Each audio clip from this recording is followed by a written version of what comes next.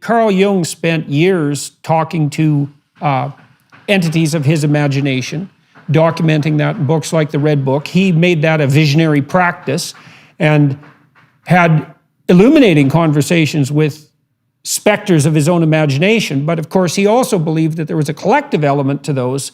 And so you might say that, well, to the degree, for example, that we're each inhabited by dark impulses, we might say, well, we're each prey to the same demonic forces. That's one way of thinking about it. And they're the same, and they're transpersonal, and they exist to some degree cross-culturally, and they span time. And so these creatures of imagination can have histories and can inhabit us in some real sense, and they can do that collectively. And then, so that complicates things tremendously. But then I would also ask, in your investigations, your long-term investigations of multiple ayahuasca experiences across different people, are there any commonalities of entities that strike you as particularly significant? I know people talk about clown figures, for example, mechanical clowns in the DMT like state, and elf machines and this sort elves. of thing.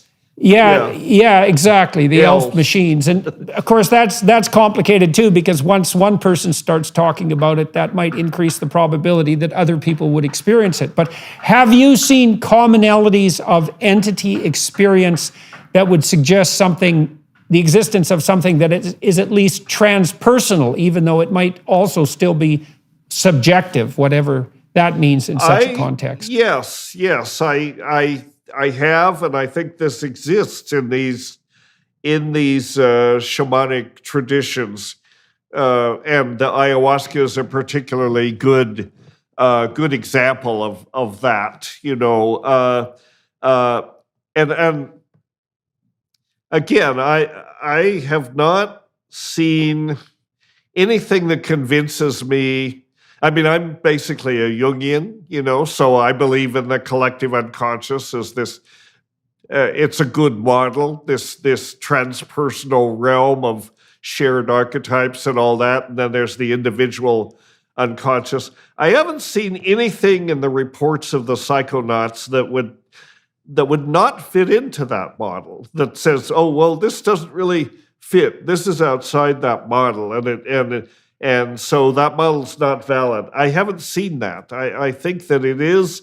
I think basically these entities, they are experienced as real, but they come from the collective unconscious. And if you look at the ayahuasca traditions, and there is an interesting book here that's very illustrative of this, which many people know about. It's the book that. You're familiar with the artist Pablo Amaringo, the visionary Peruvian artist. He and Luis Eduardo Luna wrote a book. He painted his visions, right? He remembered all his visions in perfect detail, painted these visions.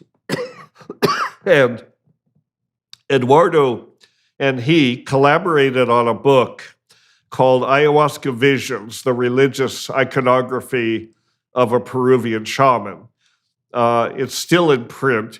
The book is remarkable because it's typical coffee table style format with full color illustrations of the visions on one page and Eduardo's descriptions in English on the facing page, dissecting all the elements of the entities and everything else that you see in these visions, as narrated by Pablo. I mean, Pablo, you know, Eduardo Luna was basically just the transcriber, but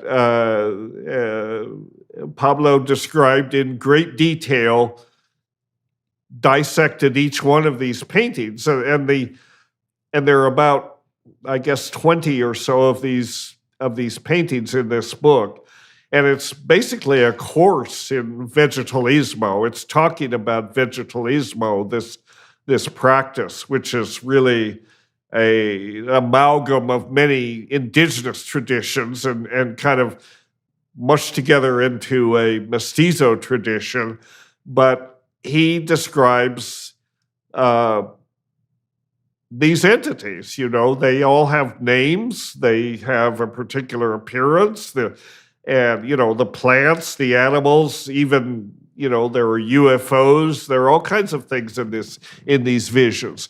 Pablo describes every one of them, and any ayahuasquero in training, apprenticing under Pablo or any of these traditional ayahuasqueros, they're going to see these things. This is a cultural context. They're going to see these things, and what they see is going to be similar. So it's sort of like Terence's self-transforming elf machines. Terence says that. He has a huge voice in the meme sphere. Pretty soon, everybody's seeing self-transforming elf machines. People. That's what people see.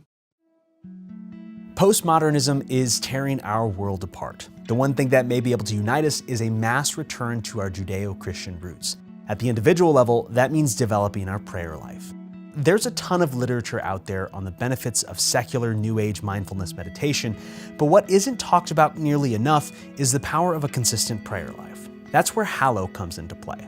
Hallow is the #1 Christian prayer app in the US and the #1 Catholic app in the world.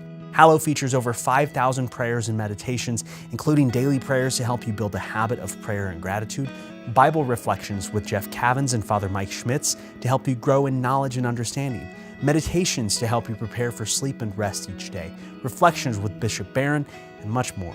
Use Hallow as a foundational tool to grow in gratitude and character each and every day.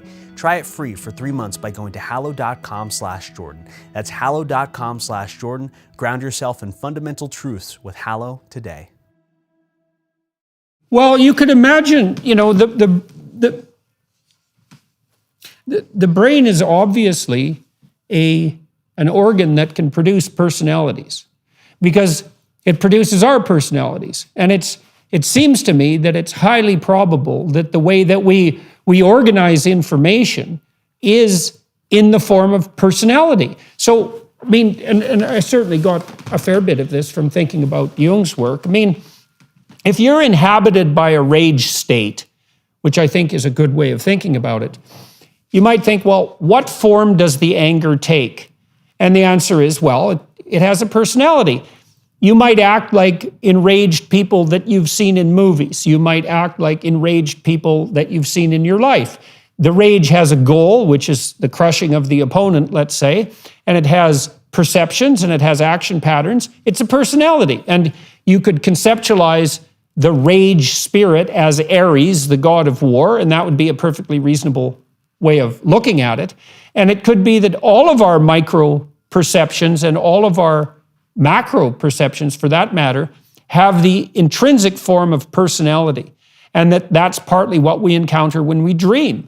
And so I was thinking too, that as the gods, if the gods are aggregates of micro personalities, that might be one way of thinking about it. They're micro personalities that are aggregated within societies across time and then can be apprehended collectively to some degree. As you move towards a monotheistic vision of the world, what you're moving toward is the ultimate aggregation of all these socially modified micro-personalities into one conceptual scheme. And that would parallel that hierarchy of cognition and conception that, well, we already discussed that people like Friston are working on. And so it isn't that surprising, I suppose, if you think about it that way, if the brain is a personality-producing machine, so to speak, that there are certain states that you can encounter under the influence of chemical alteration where you encounter those personalities, even those that have some degree of autonomy. Rage has some degree of autonomy, and so does lust, and so does thirst, and so does hunger. They're not exactly you. They're forces or personalities, which is a more accurate way of thinking about it, that you can fall prey to. And so why can't that occur in a more complex manner? Well, I think it can. This totally fits within the Jungian model, that within the collective unconscious there are these I forget the exact term that he used, but these complexes, almost like autonomous personalities, and multiple personality disorder is a recognized thing. And I guess in some ways, all of us have it in a certain sense, in that we have, we do have these multiple personalities, but they, like rage, lust, and so on, but they don't take over the controls. Most of the time they're suppressed to a certain degree, but they're always there, and they're influencing whoever it is in the cabin, at the bridge that's running the thing. And in pathology, they can take over, and then Yep. you've got a problem. Well, they do with Tourette's syndrome. There They you- do with Tourette's. They do with obsessive compulsive disorder. Exactly. And and you can think about the relationship between these motivational states like rage or anxiety, let's say, that are transpersonal in that everyone experiences them. We know that with the psychedelic experience, that set is very important, and that if someone is in a negative emotional state or situation that elicits fear and, let's say, rage, and then they embark upon a psychedelic experience, that particular state can be magnified beyond belief. And so that's a good way to have a hellish experience. And so, we do have to remember, and I know, of course, you do, that the psychedelic experiences that we're talking about are ritualized so that an absolutely dreadful outcome is less probable. But you might say if it was just done randomly, it could easily be the magnification of a state of terror or a state of rage as the magnification as a state of enlightenment or bliss. Right.